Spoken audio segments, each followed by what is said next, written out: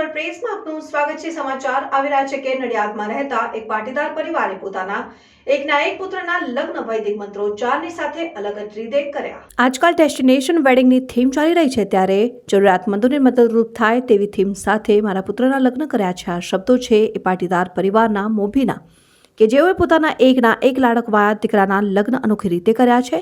લગ્ન એટલે પવિત્ર સંબંધ। હાલ દેખાદેખીના સમયમાં લગ્ન પાછળ લોકો આંધળો અને બિનજરૂરી ખર્ચા કરે છે। તેમાંય પરિસ્થિતિ ન હોય તો પણ સમાજના ખોટા ખર્ચા રીતિરિવાજોને પાર પાડવા પરિવાર આર્થિક બોજનું ભારણ લે છે।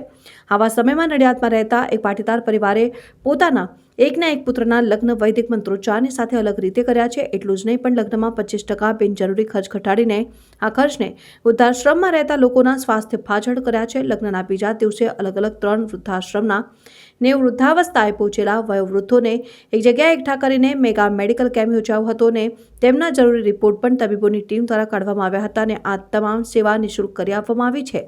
સાથે સાથે તમામ વડીલ વૃદ્ધોને રાત્રિનું ભોજન પીરસી વિદાય આપવામાં આવી હતી।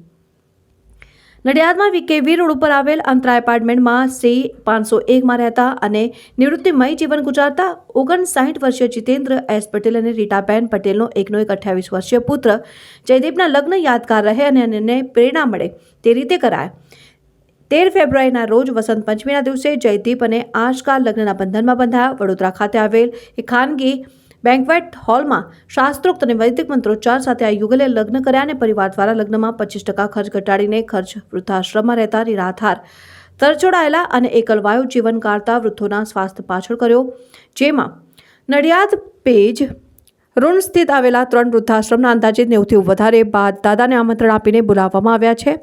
લાલ ચાજમ બિછાવી સૌ વડીલ વૃદ્ધ બાદ દાદાને ખેસ પહેરાવી સ્વાગત કરાવું। આ મેગા મેડિકલ કેમ્પમાં હાજર વૃદ્ધોને નવયુગલ દંપતી મળી પ્રેમની સુવાસ પીરસાવી હતી।